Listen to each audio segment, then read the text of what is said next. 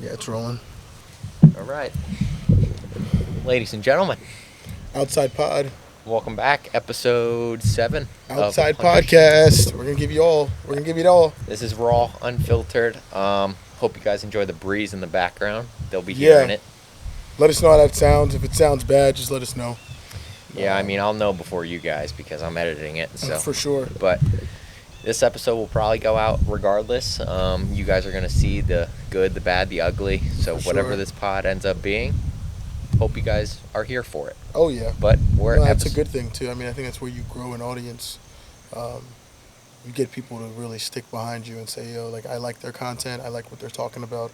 I like the things that they're about." But at the end of the day, you get, to see all the growth. So I'm into that. Yeah, I'm into that. it. I've seen a lot of podcasts. I was with a lot of podcasts where I saw the growth for 5-6 years, and that's fun. That's fun. You see I've already seen the growth in 7 episodes that we've done. It's fun to see. It's fun to do. It gives me that fire to keep it rolling, and we keep it rolling, keep getting better. Right. How's the week? What day is it? It's Friday. See, It's my Friday. days Lock are it messed. in. My days are a little messed up. Lock it in. You know, I'm wearing the effects of hard training on my right eye. I did see good that. thing my left is showing today. I did see that. Yeah. Talk to me about that. Paint the picture for us. It's typical. It's a combat sport. You're gonna get bruised up. It's funny that the cause of this black eye is because of the smallest person in the room. Really? Shout out to Sarah. She's our smallest woman in the class. I don't even know how Oh, much. were you sparring like with hands, or were you sparring like jiu-jitsu? It was jiu-jitsu, which Okay. is ironic because striking was right before on Right, Tuesday night, right. and I got a black eye in jiu-jitsu. Right. I was down, and her knee met my eye nice and hard, so that was good. And right away, kinda sometimes when a black eye is gonna come, or It's usually from the nose. yeah, it's usually from the nose. My nose is all crooked and messed up these days, Yeah. but I bruise easily. So once I felt that knee, I'm like, yeah, You knew it was coming. that'll be a Yeah. black eye in a few days. So Yeah, it was only a matter of time. but nothing's broken. So that's nice. So as a gym, you all also do sparring with. It's like a co-ed sparring situation. Yeah. Okay. Yeah, Got I it. mean, How is that? So How does it make you feel? Really, more than anything. right, men are obviously going to be stronger, For sure. more powerful than majority of the women. Now there's outliers in women that just have hands like Amanda Nunes. She's an outlier. Yeah. But the average woman who is 5'3", Sure. 5'4", Sure. me personally, I'm 6'1". I'm gonna be stronger. I'm gonna be more powerful. So it's about understanding that and not necessarily letting them do what they want, but letting them work is a big thing in my eyes when I'm sparring with a woman. Is like, I don't want to make her feel like I'm not trying. Right. Because that's gonna Yeah, you want to discourage give her. her some confidence that she's making headway, or she's getting better at what she's doing. Even Yeah, but at the same time, I'm not gonna go out there and put it on her like I'm sparring, getting ready for a fight. Right. A week out. Right. You can't do you're that. You're more practicing, and she's probably working. Yeah. More than anything. Yeah. Yeah, a lot of defense work from my end. There's a lot of couples that are getting into that now. Yeah, I mean, there's this unwritten rule of, at least in the jiu-jitsu world, the MMA world, is don't date within your gym. Sure. But- sure. I think that's pretty much any type of business or Yeah. work or activity. You try to keep those things for you, and then anything else outside of that is you keep it cordial with people inside there, but you're not trying to advance any relationships. But it always happens. Yeah, it happens, Right. I mean, that's the way of life. And Right. it happens. And if they, don't make it and they're still at the same gym, then that becomes interesting. For sure. They can punch each other in the face to make up for it. So Exactly. it's Ain't a a bad win-win. gig. But yeah, it's interesting. Co-ed sparring is Yeah. always. It's been something that's happens. I don't have any like specific feelings towards it. Okay.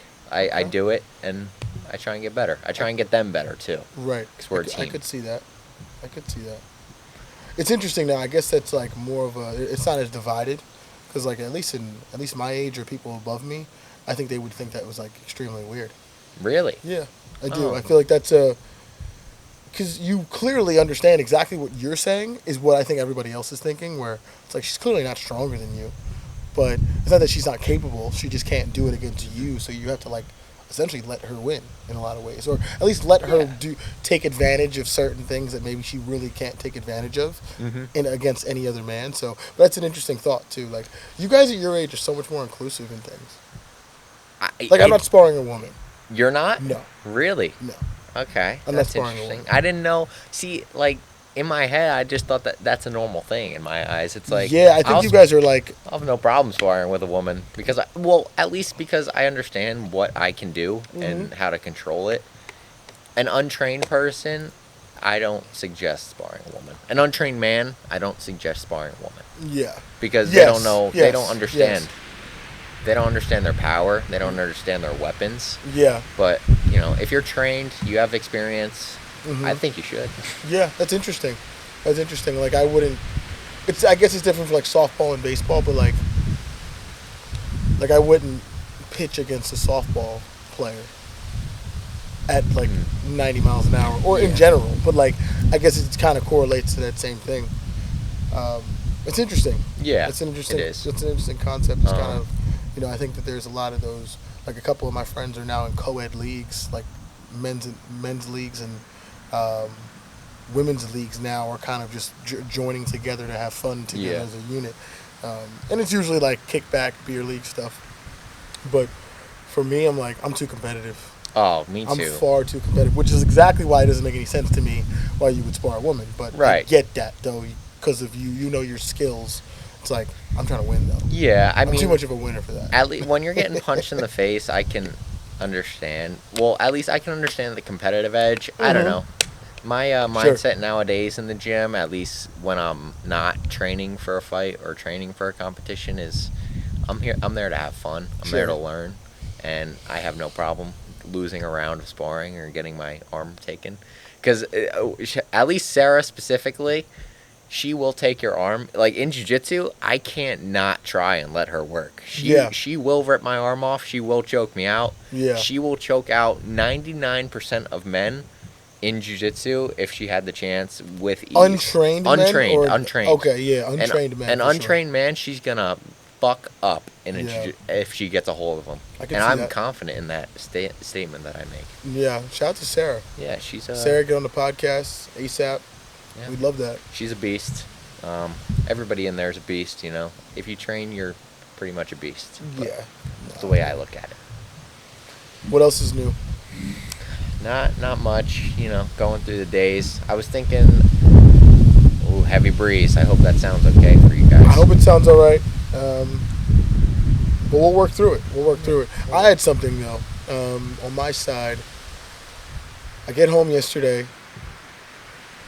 I pop on the TV. I usually try to come home and watch Thursday Night Football. And especially if my team isn't playing, I'm not so engaged in the flow of the game. But I do want to see it be good. And Thursday Night Football, well, first off, the NFL has essentially made us watch football every day except Tuesdays and Wednesdays. And Fridays, which is exclusively for college football and high school football, which I think is going to start to change because now they're trying it out now with the Jets and the Miami Dolphins with Black Friday. They're going to have a Black Friday game this year. So now if you get football on Fridays, you will have football on Mondays, Thursdays, Fridays, Saturdays during the playoffs, and toward the end of the season in a Sunday game, which obviously you're going to have the whole slate is Sundays plus the Sunday night. So you're only going to lose 2 days a week without football, which I do think is a lot of football. Eventually, you can't watch all those games, and eventually all those games aren't great. Yeah. In college, it's probably the main issue right now is the parity. There isn't any. So, that being said, you want to watch something on Thursday if it's going to take over, if it's going to be its own standalone game. It's got to be good. Yeah. And I'm watching the Niners and the Giants, and I don't know what happens on Thursday Night Football, but the pace and the lack of intensity it feels, and Al Michaels and Chris Collinsworth, and not even Chris Collinsworth anymore. It's Kirk Herbstreit. Al Michaels and Kirk Herbstreit are awful, like awful together. They're just bad. Al Michaels is far over the hill. Kirk Herbstreit is a college football analyst and commentator, who he's a pretty decent one at that, but he's not like unbelievable. Yeah. And I just don't understand. And then the group outside of it for like the halftime report and like the pregame and postgame, I think it's Clarissa Thompson, Richard Sherman, Tony Gonzalez, Andrew Whitworth, and like it just seems like an act. It seems like a comedy almost. Like Yeah. they're kind of making a mockery of what football feels like to me some days. And like you look to analysts. Like if you're going to think about it when Stephen A. Smith does MMA. That's a joke. It's a joke, and that's how it feels when I watch them. Even though these guys are football players, Yeah. these guys are former guys, but it just looks like more of a Amazon kind of made it a let's use Thursday Night Football as like the fun day of the NFL, as opposed to like let's get into the nitty gritty of like defense and offense. And those guys are good; those guys can talk football.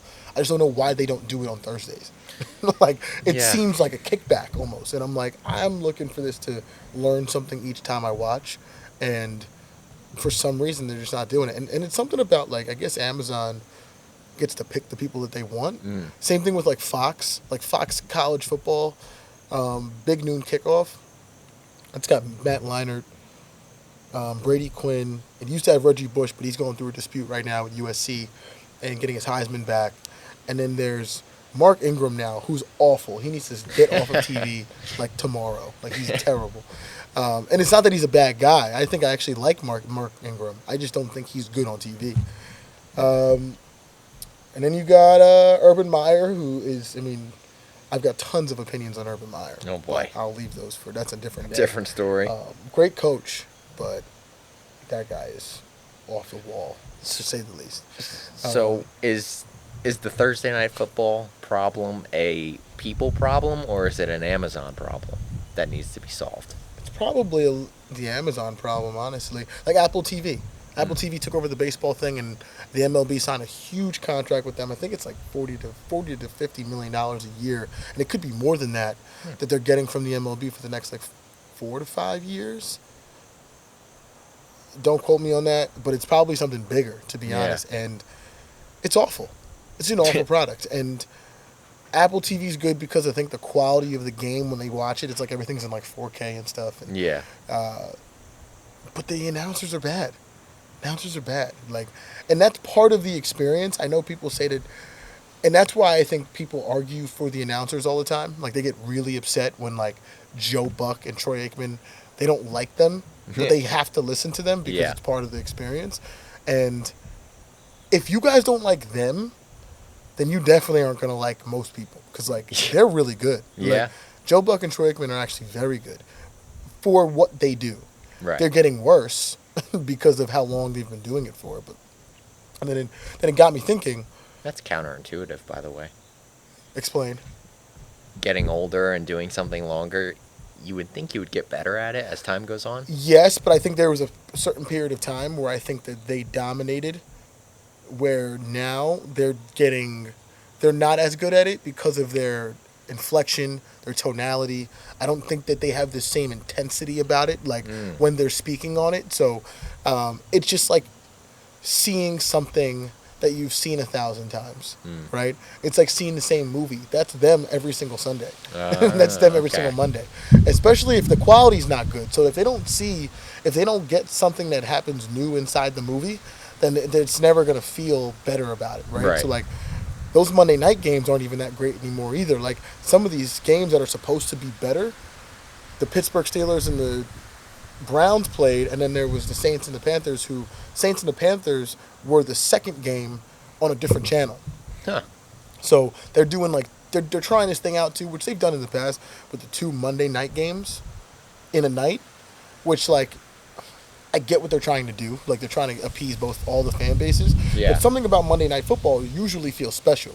And you want that special feeling of, okay, we are standalone today. This is the only game that you get to watch tonight, and now we're fully on display. That's a cool thing. I wish we had more of that. So it then got me to thinking, who is your favorite commentator, duo, trio in sports? Hmm. I thought you were gonna say favorite commentator, period, and I Go to that ha- and then go to favorite commentator duo. so easy, hands down, without a doubt. Favorite commentator, one person, John Anik, Okay. and you know I was gonna go UFC with it, I but figured you'd go UFC, but I know that you've also seen a lot of baseball. I have. And mine isn't even a baseball guy or an MMA guy. Mine's actually Mike Breen. He Who? is on the NBA Sunday, NBA on Sunday. The biggest game usually, whether it's like Warriors, Lakers, something like that. It's Mike Breen. Jeff Van Gundy actually left, and it used to be Mark Jackson. Hmm. And I think Mark Jackson might still be there, but he's on the different team on Sunday, so he's still like an A-list guy. He's just not an A-plus list guy. Yeah. But Mike Breen is the guy. He's a New York native he's just got all of the things that you love in a commentator. The flow of the game. He's been doing it for a long time, and I think he's actually getting better. I also think that he's very good at leaving the other commentators an open floor to speak Right. and asking those questions about things that he's interested in Yeah. the game. I really do like that about Mike Breen, and I also like Ryan Rucco See, as well. my problem is I just don't know a lot of commentators. Because you guys don't watch stuff as much as my generation does. You're right. Like, we pay attention to those things because it's a full experience, and I think that that's where, like, sports for you guys has become, like, more efficient. Because I remember when you couldn't watch. Now there's games that I miss, and I'll go to YouTube and see the entire game in 15 minutes. Yeah, that's how it is. But you guys are not interested. You guys are interested in far more of that than it is to, you know what? I missed that game, and I can't miss the next one. That's how we feel. Like, Yeah. if I missed the game and I missed a good commentator, man, I'm like, man, I got to go see the next game that he's doing or they're doing, because they're a part of the experience, especially, and it usually almost feels like it correlates to like a good game. Like, it correlates to like the action on the field, even though Yeah. they don't even make any sense together. Like, it's they're in a booth, and it's funny because when you look at them, they're watching a game with no sound. That's And they have to crazy. correlate it to what we're hearing. Yeah. And they have to be able to demonstrate what they're watching and how it's going to affect us. Yeah. So that's like one of the hardest jobs in sports to me.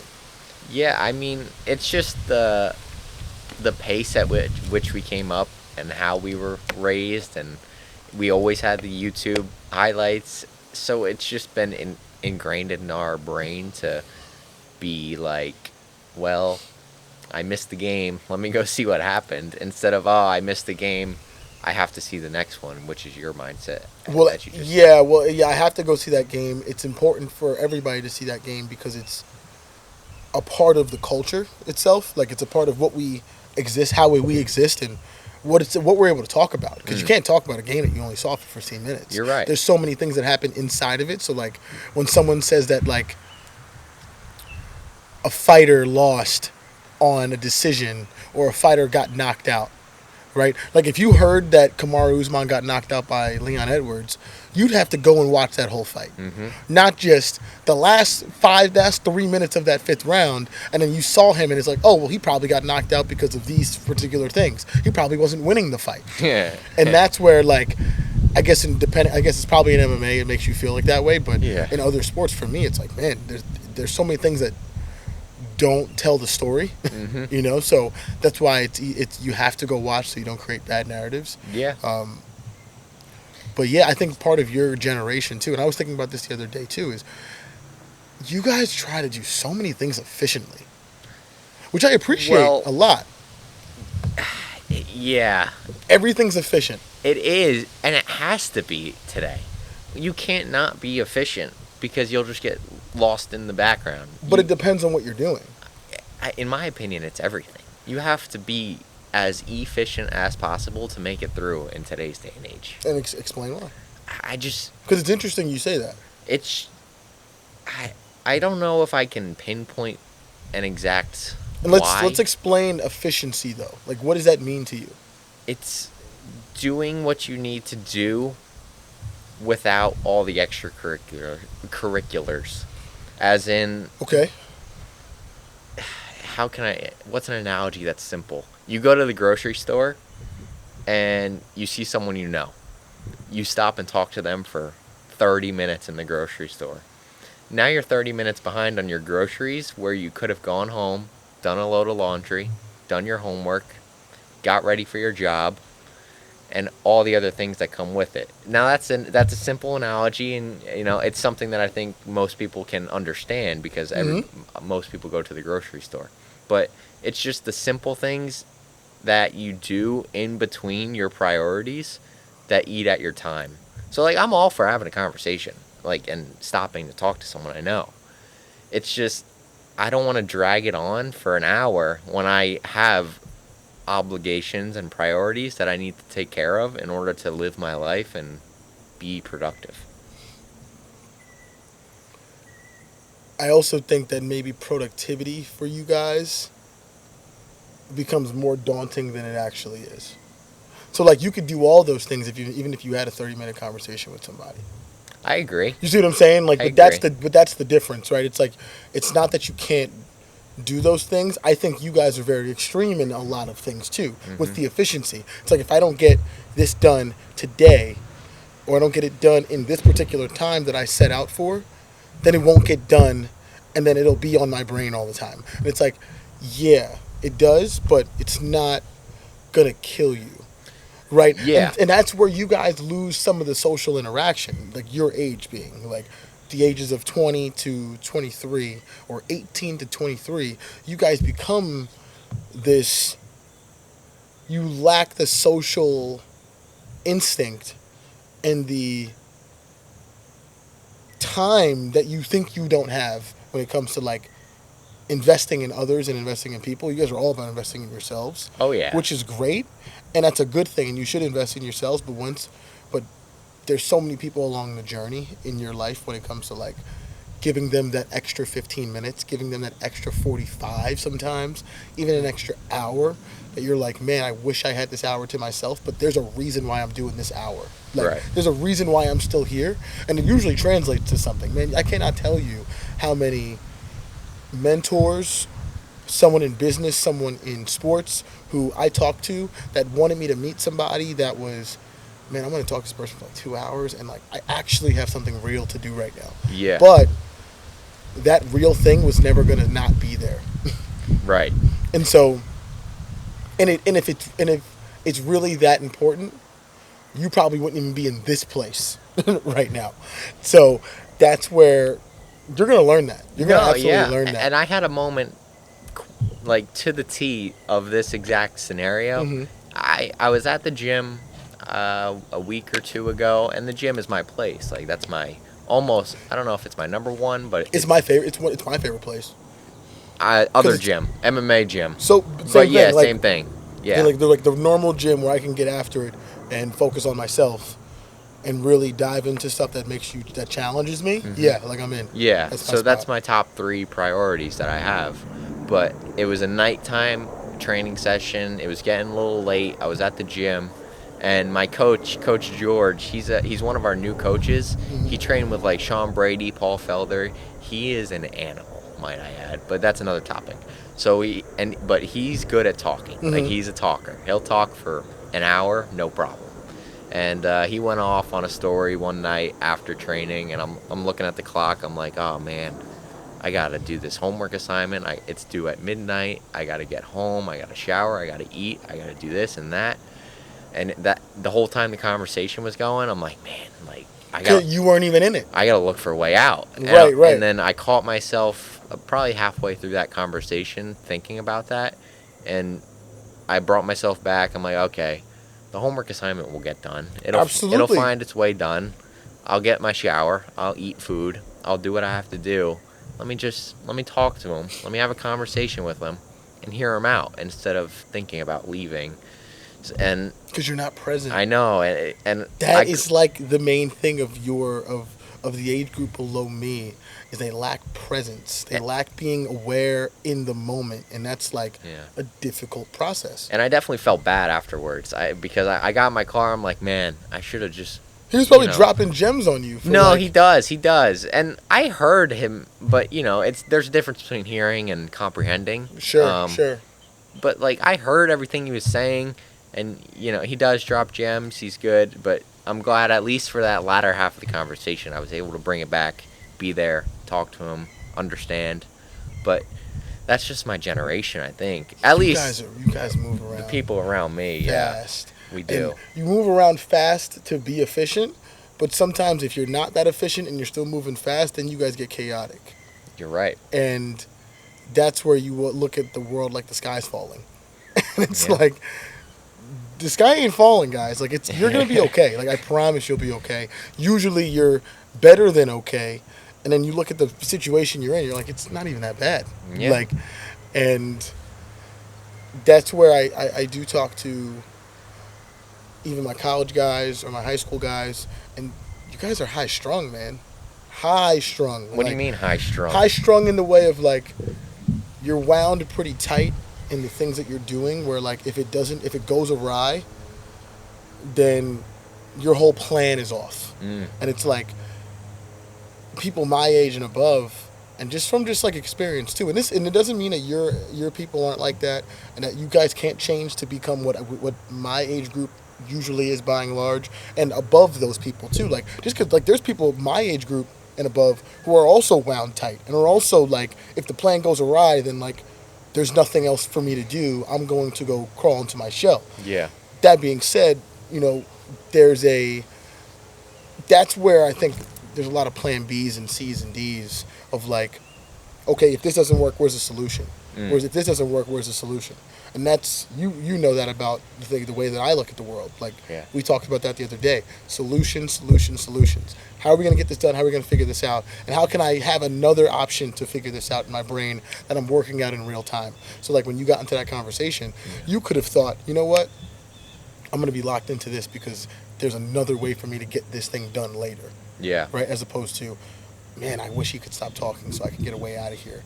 And if I get a way out of here, then it's going to be more beneficial for me. Yeah. It's like this conversation you're having with a guy who's been working out with these guys and you have a chance to pick his brain. Yeah, could you see him another day? Probably. Like, you will see him another time. It's just in that moment, there's special things that happen when you talk to, like, especially older people who have seen a lot more things than you. You end up realizing, like, kind of in the moment, wow, like, this is something that he's not just telling to everybody. Like, he trusts me with this information. He's giving this to me because he thinks I'm special at something. And so once you start to look at the world that way, you'll realize, like, every time you get a story from someone or every time you get some advice, it's because not only are they willing to tell it to you because people with good advice or want to give it out, but they also look at you like, hey, you can do this because I've seen people do this like you. And so that's where, and I used to be the same way. Like, I used to be the same way too. Like, if I was young and I had things to do or I wanted to get out of a situation that someone was just like, they're just going on and on, and it's like, it's a lot. It becomes a lot. And you're like, man, I got to get out of here. I got to go do something different because there's something that I think is more important. Yeah.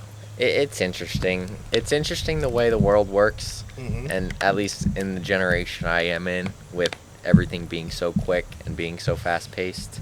And it was almost like a catch up or get left behind kind of thing. I feel like, at least for me and the people my age group, we saw how fast things were moving, so we sped up, because if we didn't speed up, it was what we were going to fall behind. And I guess we were all afraid of falling behind. And But in what, though? I guess life, right? And, that's crazy because we're very young. How did COVID affect you?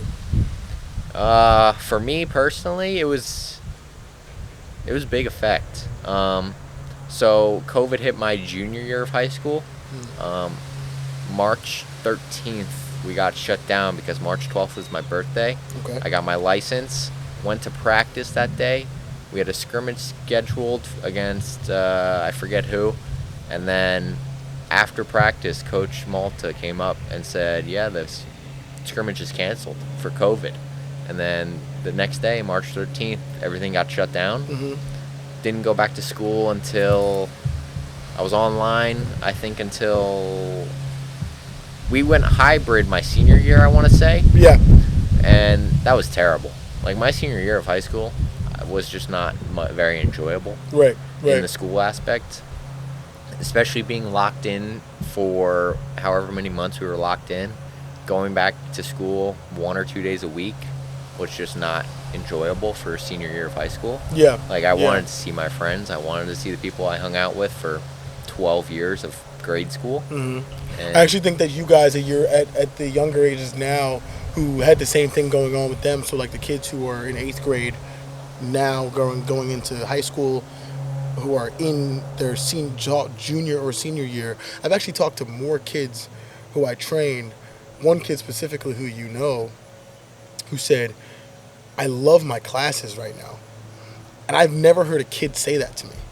Where he was like, "I love my classes in high school." mm, Because like in high school, I didn't care about anything. Like, no, I no, care you about baseball. I played Right. baseball.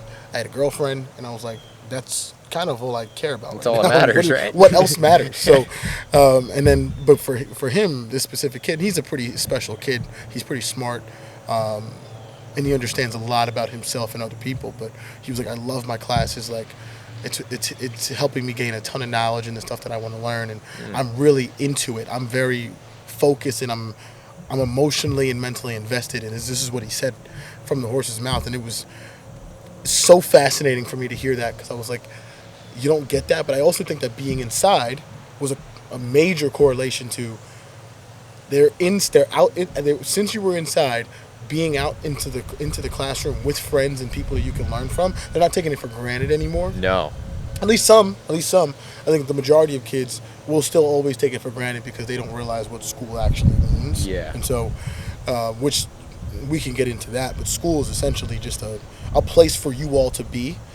In a lot of ways, I do think high school does not give as many opportunities as they feel it does, but I also think that it's a place for you all to have fellowship and just be around other people and learn life. Yeah. But not that you're learning anything better or worse outside of it, which is kind of where, podcasting to being an entrepreneur to all the different things that you can do now that's starting to take off in the industry. Like, you don't really need high school or college. Yeah. And like, you don't need it at a high level, at least. Like, you need to do the basics, which is be able to be a communicator and learn how to communicate with people that are either not like you or like you. But there's a much deeper analysis of that we can get into. Yeah. But yeah, the fact that they're enjoying college, enjoying high school, and enjoying college too, and learning the classes that they're in, and not fully engaging in that lack of social environment, like that's what you guys didn't have. You guys Right. didn't have the social aspect, which I'm sure that was wild. It was brutal, honestly. Like, and you know me, I'm not even the most social person there is. Like, Correct. I'm very in my ways. I'm very isolated. When COVID started and we were locked in, I'm like, oh, this is the best time ever. I was so excited. Yeah, you were fine. Because I was like, I'm just gonna go lift. I'm gonna go hit. I'm gonna come home. I'm gonna eat, and I'm just gonna be on my own, and I'll be happy. But then you find out quickly that that's not what life is about, and not being able to see all my friends every day was different, and Yeah. it really started to I really started to notice that I needed to be around people Yeah. to feel like good about life and understand that the connections you make are very important. And going back to senior year, being in person, I definitely had a new appreciation, like you said, with the one kid. Right. Right. I didn't mind being in class as much as I hated it before COVID. I was like, well, this could get taken away tomorrow again, so I might as well be here and appreciate what I have. Right. Got to see my friends, but yeah, nowadays high school isn't as big of a deal as I feel many make it out to be, or college. With everything being online, you can learn whatever you want online, and that information will be there. But we still need engineers. We still need all those people who are. do. So please, if you're into that, please continue to go to school. Yes. I don't want my bridge to fall. No, I do not. I was thinking about this. I was actually... So one thing that I nerd out on, Okay. and shout out to all my physics people, and I wanted to bring this up because it relates to a topic that I'm going to ask you. The question, so I'll give you the question, is what is the benefit of being so curious of the world and questioning everything versus the go with the flow attitude and not questioning things and kind of just living life as if this is what it is and I'm just going to live my life and be as happy as I can be. And the reason I think of this is because I'm in physics right now, and that's one thing that I'm very into. So like I'll learn on my own physics and discover theoretical physics, Sure. might I add. I listen to a lot of podcasts with theoretical physicists, and there's just one topic in particular with thermodynamics and entropy. If I don't know if you've took physics. Explain. You're putting me on. So I'm base level. Like I don't want to pretend I'm an expert in this at all because I'm not. I know next to nothing. But entropy. Get in the comments if you know what any thermodynamics physicist. and entropy is. I would like to have a physicist on here, by the way. Love that. But so in my explanation, entropy is just heat. Heat travels to cold. Cold doesn't travel to heat. That's like a ball goes down a hill. A ball can't go up a hill without putting energy into it. You can't put cold into hot without putting energy into it. Mm-hmm. So heat goes to cold, and heat expands. Cold contracts. Okay. So the idea is the universe is always expanding because the heat is always moving to the cold, and we're in an infinite expansion of the universe until eventually it like blows up or whatever. Okay. So that's my base level explanation of what entropy is. Heat is expanding the universe until there's no more expanding and the universe is over, right? Right. So it got me thinking, why should I keep questioning all of this? Like, I'll get so deep in the rabbit hole of what am I doing? What is the universe? What is the Big Bang? What is the explanation of everything? And rather than just kind of enjoying and not questioning as much as I do. So what is your take on being so curious versus being a go with the flow? I don't necessarily want to be too neutral on this because I do believe that there's benefits to both. Being curious is always something that I'm on the side of because I'm fascinated by different things that maybe others aren't fascinated by, and there's reasons behind it. I'm more fascinated about people and relationships and how people just exist without understanding either repercussions or realizing what they're doing and how it affects the world around them. That to me is fascinating to me. And I could also, and to your point, for the things that I enjoy or the things that I'm curious about, I could just say, you know what, this is how people are. This is how things are. This is how life works. And that's that. But I think that that's kind of taking the easy way out of learning something. I also think that people feel insignificant in their curiosity. Meaning, you're not the only person who thinks the way you think this way, and that there's a community that also is in the same place as you. So you're not alone in your thoughts, which is why people will say, you know what, it doesn't matter. I'm not really super into this anyway. I don't need to be into this because the world is the world, and it's going to happen the way it happens, and people are going to do what they got to do, and the world's going to just expand because it's hot, and we're going to blow up eventually. I won't be here for it. Yeah. But I think I would say that people who are curious and who spark themselves with curiosity typically like process. And I'm very process oriented. Like I like challenge and process in the things that I'm doing. It doesn't really get me out of bed if there's not really a process or a challenge. Right. So like I think that kind of stems to what you're doing is to get yourself to cut weight. There's a challenge, right? And there's a process to that, but you love that process. Even when you hate the stuff that goes along the way, you're not going to love everything about processes that you do, but you're going to be in it. Yeah. And so that is kind of where curiosity comes from, is like, okay, the world is heating up and we're expanding because of all the heat going toward the cold. So eventually this infinite universe that we have is going to blow up. That being said, how do we stop that from happening, right? And that's could potentially be some of your curiosity. I don't know all your curiosities with it. So what are they exactly? That's a good question. I don't know that there's a reason behind me being so intrigued by the idea of Right. the universe and all the physics that goes behind it. It's more just it kind of like I don't want to say it scares me because what am I gonna do about it? It can scare you though. But it makes me uneasy to think about. But I just can't help myself. Like Yeah. it's one of those things that I just gravitate towards, with no sense of like why am I gravitating towards it. I just told one of my best friends who's going through some things right now in his own life, and he's searching a little bit more, and it's so funny too because people feel like they're supposed to be established at like my age of like life. Like everything's supposed to be set. You're supposed to have this thing settled by now. This is supposed to be done by now, and like you guys don't know anything about anything. I don't know what's supposed to be happening right now, right? I have ideas and I have like there's plans in place, but plans go awry.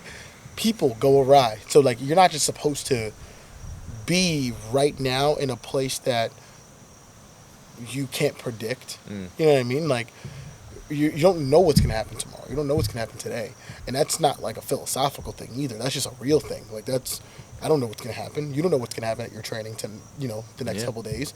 You don't know what's gonna happen tomorrow when we go to this photo shoot. Like who knows, right? So, but that being said, like you try to manage all of those expectations, and you have to deal with whatever comes. But that being said, like a little bit of what we're all looking to do is kind of explore stuff, like, and that's kind of what is interesting. Have you ever watched the movie Interstellar? No, I don't think I watched the full thing. It's your type of movie. I if know. You're into, if you're I know into about physics it. and I don't know everything about it. I know about it. go watch Interstellar, one of the top 25 movies, which we will have a top 25 movie list very soon that we'll put together and that we will tell the fans. That being said, Interstellar talks a lot about being explorers. And that's what we were meant here to do, is to go explore things. And it's a Christopher Nolan movie. Christopher Nolan's unbelievable. He's made some of the best movies in the history of Hollywood, and just his movies go into like a deeper realm of everything. It's got a lot of deeper meaning and stuff. But that's one of the main topics, is being an explorer. And I think that people are explorers in a lot of ways of what is it for you that you're looking to explore into. And like that's what they talked about a lot of, is like everything that I'm interested in that scares me, I have to do. I have to learn more about. And so I think that you're scared of like the fact that this world can blow up, and it might, and you might be here for it. Right? That'd be something. And it's scary. It's scary. But you don't, and there's a very small chance that we'll be here for some of those things, but who's to say we can't be? Right? So, but that's part of what learning about what you're learning, and like having that curiosity is always going to give you that in the back of the mind feeling, or that pit in your stomach that like you kind of don't want to run away from, but you'll run away from it if someone tells you to run away from it, right? And that's where influence is just like tough when it comes to curiosity. If you're curious about anything, or you're interested in something that like you're passionate about, stay away from people who are going to tell you that you can't. You just like, I don't think that's realistic. No. I don't know if it's possible. And that's where like negativity, just like keep it away, man. Yeah. Keep the negativity away from your life in those ways. Like there's too many realistic people, I think. I think there's far too many people who are way too realistic, who always want to be realistic in every single moment. And like if that's where you're at, you're always going to be at like this like baseline of life. Okay. I'll play devil's advocate on this one. Just because, I mean, I can agree with you because There's devil's I advocacy, do, but I might as well. I'll spark some conversation here because I'm interested to see what you think about it. Sure. But so we had the talk. We talked about it on that on our virtual podcast about unrealistic expectations and setting the highest expectations for yourself to be the best and do what you want to do in life. Sure. But if you really base it down and stem it down, the reality of the situation in life is 95% of people are going to have to do that job that they don't necessarily like, and they're going to be in the office, and they're going to be in that cubicle doing things that they don't like because they have to make ends meet to provide for themselves and stay alive, quite frankly. Sure. So at what point do you have to kind of be realistic with yourself and understand that if podcasting doesn't work, if these things, and a lot of ifs are being stated right now, but if my goals don't happen, then what do I do? In my opinion, you weren't working hard enough toward those goals, and you weren't putting yourself in the best positions in order to work toward those goals. It goes back to the conversation that we were just having about you, your coach, who could talk for an hour. Your goal, your priorities may not have been in the place that you were trying to do. You're trying to become an MMA fighter with a guy who's only worked with MMA fighters. Well, why should you go be doing homework right now? Right? Like, the homework's going to be there. And that's the difference. It's like, if you're interested in having those expectations of something big, then you got to be in the places that are going to help you get to that spot, right? If you want to do a podcast, you got to start doing a podcast. And you can do as much research on podcasts, you can do all the analytics and learn it. But if you're not doing the podcast to get yourself there or taking action on it, it doesn't matter. And that's where we've talked about going full steam ahead in whatever you're doing. We talked about that a couple of years ago when you were in the middle between baseball and MMA. Yeah, we did. And one of the things I said to you that I drove home was, if you're going to do this, you have to be all in on it. It can't be a 1 foot in, 1 foot out. And that's what I do think most people are in when they feel like they have to have unrealistic expectations, or they have to have realistic ones and they want to stay away from the unrealistic ones. Usually they're 1 foot in, 1 foot out. They're usually not fully invested like they say they are.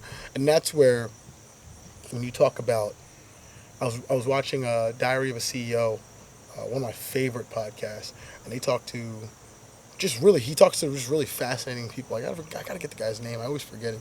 He was talking to Nick Cannon, and Nick Cannon said when he was 12 to 17, he wanted to be on TV, and he wanted to be an artist, and he wanted to do comedy. And so he didn't have a plan B.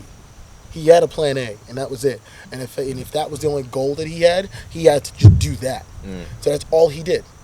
And yeah, did he work at things? For sure. Like, he had a job. Like, he got small jobs. But he's been in Hollywood and in the industry for a really, really long time.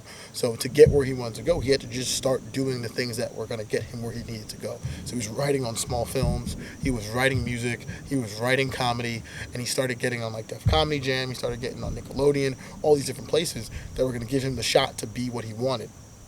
And so we talked about it the other day, about you getting into another fight, right? Well, even if you don't think you're necessarily working toward it, you're working toward it, right? Every time you go to the gym, you're actually working toward getting better for a fight. Yeah. Right? Even though you say you're having fun, you even said it in the beginning of the podcast, you're going there to have fun. You're going there to work on getting better at a fight, right? At the end of the day. Yeah, hone the skills and have fun. Exactly. And you're going to have fun all the time because that's why you do it. That's at the root of it, right? That shouldn't even change. Right. And that's where I think even like youth sports gets muddied, right? The waters get a little bit, there's some gray area where people say, and especially parents too, parents are the ones who are deciding what's fun and what's not for their kid. The kids, the reason why they're even here is because they usually have fun doing this, right? But when you take the fun out of it is when the expectations are there and the kid may not have them, right? So that's where goal setting comes in, right? So your goal is let's say your goal is to win 5 fights in the next like year and a half, right? Well, then you'd have to get into fights. Yeah. You'd have to keep getting better at it, and then you'd have to execute. Doesn't mean if you go 2 and 3 in those 5 fights that you'll never execute your goal, but you might have shot slightly shorter than you needed to but something usually went wrong, right? Something usually happened in the middle of that goal that you messed up on. Whether it was I didn't get there fast enough. Maybe I took some days training off. Maybe I only went through the motions when I was going there. Maybe because I was sparring with somebody who wasn't challenging me enough to get me where I wanted to go. And those things happen. That's like, you don't really see that in real time. And that's where like reflection of your existence and what you're doing in that moment, it matters, right? It matters all the time. And that's where you can start to see, am I getting to the places that I want to go? And that's where the efficiency would probably come in, right? Yeah. But that's where I think efficiency is interesting. Because I think goals take a long time. Yeah. It's hard to get to an efficient goal. It's hard to have 5 fights in 5 months and say you're going to win all of them, right? Yeah. It's hard. That makes it more challenging. But that's where I feel like you could get yourself in a place where you're upset about it, right? Like, we're working on this app right now for Boundless, and that's going to start changing the NIL marketplace. It's going to help us change a lot of the game. So I'm excited about that, and I know it's going to work. That being said, it's going to take like a year or two. Yeah. Right? But if I said I needed to work in 3 months, then I'm out kicking my coverage. Right?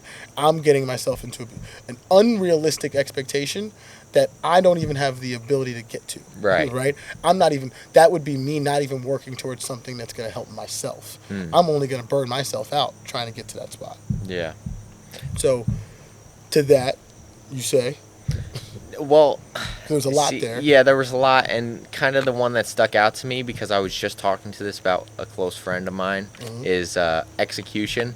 So I'm going to go down that lane a little bit and just talk about execution, because one of my close friends at college right now, I don't want to say his name, but at college right now, playing baseball, very talented, very good. I don't know what the starting position is looking like for him. Right. You know, he has the ability to start, Mm-hmm. but what I essentially told him, because he's going through this thing where his coaches and some of the players are getting the special treatment who maybe shouldn't be or whatnot, and, you know, he was telling me all those things, and all I said back was, execute. Yeah. Execute your job on the field, take the starting position, and make it uncontroversial. Don't make it a question of whether or not you should be starting at that position. It's always easy to blame somebody for the stuff that's not going well for you. Yeah. Super easy. That's what we all do. It's like, if something didn't happen in that particular instance right there, right, with this person who I probably know, they're probably going to say, yeah, well, it's this coach, it's this situation, it's because of this class that I failed, it's because of this Dude. And you know what? Got to execute. And what even kind of, I don't want to say it bothered me, but I want the best for him, and I want him to start. But I think he was talking about the coaches favoring people for people that aren't even at his position. Yeah. So he's kind of all over the place, and I'm trying to bring him back in and explain that it doesn't matter it matters what you do on the field, because regardless of how the coaches feel for you, they want to win baseball games. Exactly. They're going to put the best opportunity out there for them to win a baseball game. So regardless of their feelings towards you, if you execute, you're going to make it undeniable for them to put you on the starting 1,000%. lineup. So that's essentially what I told them. Who cares about the other people? Who cares about the coaching staff? As long as they're not really, like, it's causing real problems, and it's just problems you're making up in your head, just go out, execute, make it undeniable, and do your thing. Because I do believe part of that, which I agree with 100%, a lot of what helps you create unrealistic expectations is your environment and your response to that environment. So you're in a great environment because you like the coaches that you have, you like you like your environment because you're getting better and you're getting challenged. That being said, that should breed success more oftentimes than it doesn't, right? And people can be in really good situations. People can be in have great opportunities their way, and they can have great people in their corner and still fail. Like, that's not out of the realm. It's just typically you get into good situations with good people, with good headspace, and all of the other parts of your life that have to kind of be at a sufficient level. Like, you got to have people that love you outside of your things that you're good at. You got to have friends that care about you. You got to have fun in whatever else you're doing too. And you got to have some sort of relationship with a person that balances you out, of the opposite sex usually, or the same sex if that's what you're into. So, like, whatever it may be, you need something to balance you, and the imbalance comes into training. The imbalance comes in the effort in the training. It comes into the people you're listening to in the training. And so that usually breeds success. I've rarely ever seen people who don't get themselves in good, successful situations with that and then execute. But the execution comes from this up here. It's like, am I doing the things that I can control? Am I doing them at a high level? And so, yeah, and I think, are you working truly at it the way you think you're working at it? Right. Right? And so that's where I think it's a fitness thing. Fitness people in fitness usually have that problem, right? Where I want to get to a certain goal weight. I want to get to a certain level of physique. Well, it's like, dude, if you're not there yet, then it's fine. There's nothing wrong with that. But here's where you have to set your goals, and here's how you have to manage them, and pour yourself into that particular situation. Yeah. And so, as long as you can put yourself in a position to manifest it, right, then yeah, you probably will. Mm-hmm. So it's interesting. It's a very interesting topic, and I think people shy away from that the truth in having realistic versus unrealistic expectations. People have realistic expectations because they don't want to also get themselves they don't want to see themselves lose. It's like, dude, losing is fine. Losing is fine. Like, there's nothing wrong with losing. I've done plenty of things that didn't work out, and I'm only 26 going on 27. Like, I failed at things, like, a lot. And like, but the things that I'm successful at, I poured fully into, and I saw the things that I didn't fully pour into when I was failing. Yeah. So those are major correlations. That is the correlation. Yeah. It's, are you all in on this? Did you put all the effort in? Are you blaming somebody else? Do you see yourself being either efficient or taking the long strategy and doing that thing with purpose? Yeah. And it usually comes down to the failures are what really makes you successful. Right. You'll learn. I mean, I'm an 0-1 MMA fighter, and I couldn't be more grateful for that loss. Right.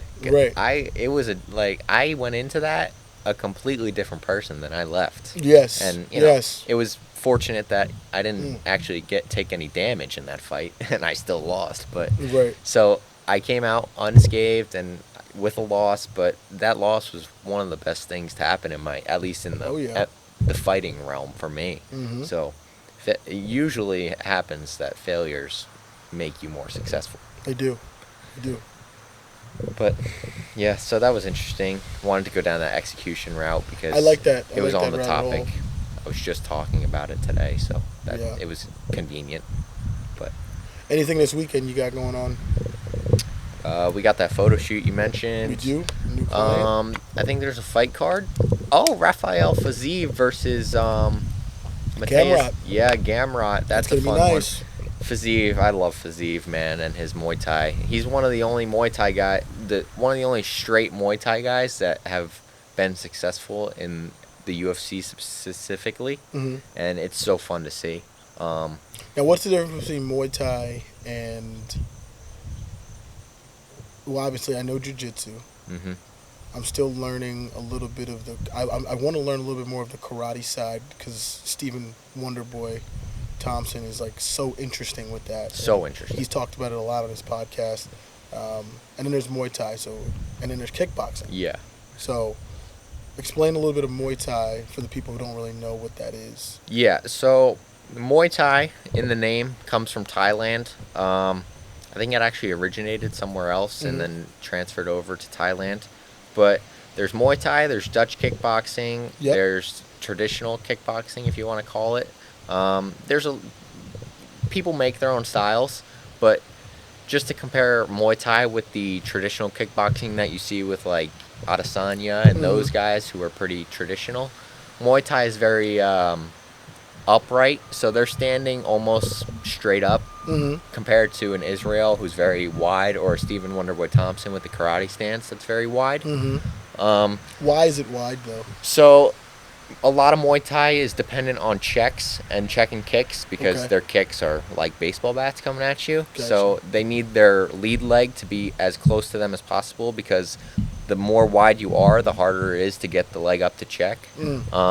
So if you see Stephen Wonderboy, he'll probably pull his leg back instead of checking because you can't check when you're ultra wide as easily. Yes. So he's probably dependent on pulling back his leg and not even taking the kick. Okay. But Thai guys are very dependent on either checking a kick or catching it and firing back with a sweep and their own kicks or punches.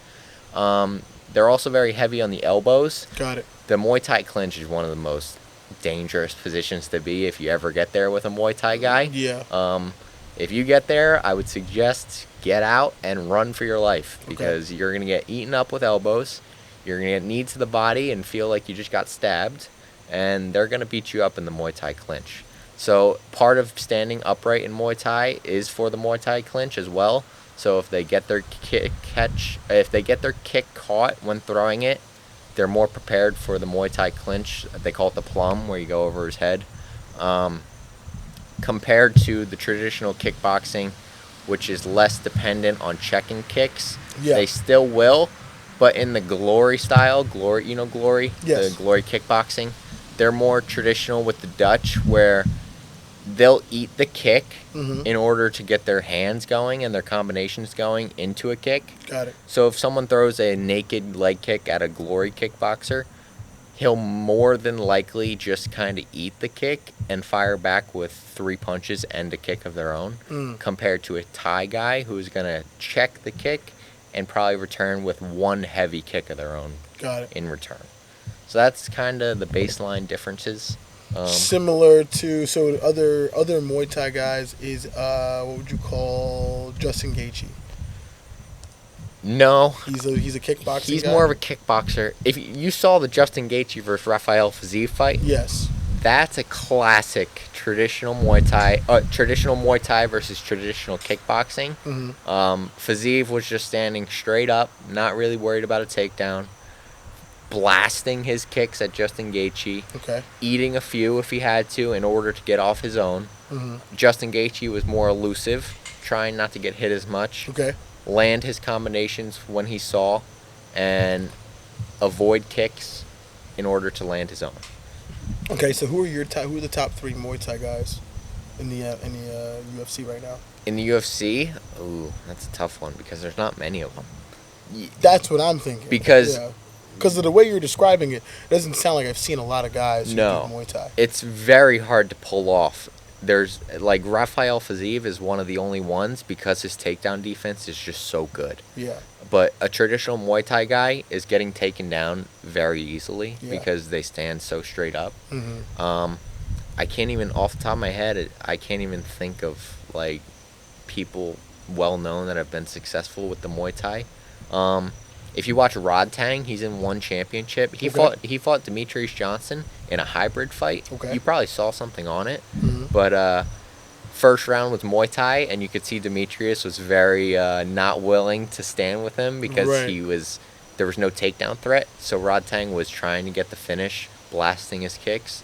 The second round was MMA. So you saw Rod Tang come out very low, very wide. Is that what 1 championship does? I love 1 championship because they're very different than the UFC. The UFC is MMA. Yeah. 1 championship does Muay Thai fights. They do MMA fights. They do Jiu-Jitsu fights, which is I love it. Yeah. So they mix it up. They're doing it. They're doing well over there. I love what they do. But yeah, that's Rafael Fiziev is probably the number 1 Muay Thai guy that has been able to do what he does in the UFC. But other than that, I can't think of anybody else. Who do you got Saturday night?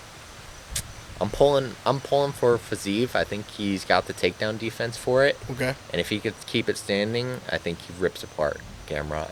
But Gamrot. I like Fiziev too. I think he's winning the betting odds right now, from the people who are putting the bets on him. But I also think that Gamrot is legit.